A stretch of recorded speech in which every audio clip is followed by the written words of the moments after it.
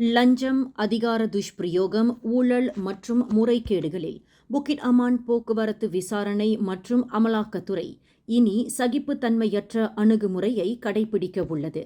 இந்த புதிய அணுகுமுறையானது மனித உரிமைகளை மதிக்கும் சட்ட அமலாக்கத்தை கடைபிடித்தவாறே செயல்படுத்தப்படும் என்று புதிதாக பதவியேற்றுள்ள அதன் இயக்குநர் டத்தோசரி முகமது ஹஸ்புல்லா அலி தெரிவித்துள்ளார். அமலாக்க அதிகாரிகள் பொதுமக்களை மரியாதையுடன் அணுக வேண்டுமே தவிர பயத்தை விதைக்கக்கூடாது என்றும் முகமது ஹஸ்புல்லா குறிப்பிட்டுள்ளார். மேலும் பொதுமக்களின் நம்பிக்கையை நிலைநிறுத்த வேண்டும் என்றால் அங்கு நேர்மையும் தொழில் முறையும் எந்தவித சமரசமும் செய்யப்படக்கூடாது என்றும் முகமது ஹஸ்புல்லா வலியுறுத்தியுள்ளார். மேலும் போக்குவரத்து அமலாக்கம் என்பது தண்டனை நடவடிக்கைகளை மட்டுமே நம்பியிருக்கக்கூடாது என்று குறிப்பிட்டுள்ள அவர், அவை இனி பாதுகாப்பு விழிப்புணர்வை சார்ந்து இருக்க வேண்டும் என்று முகமது ஹஸ்புல்லா போக்குவரத்து துறை உயர்மட்ட அதிகாரிகளுக்கு உத்தரவிட்டுள்ளார். மேலும் செய்திகளை தெரிந்து கொள்ள கீழே இருக்கும் பெல் பட்டனை அழுத்துங்கள்.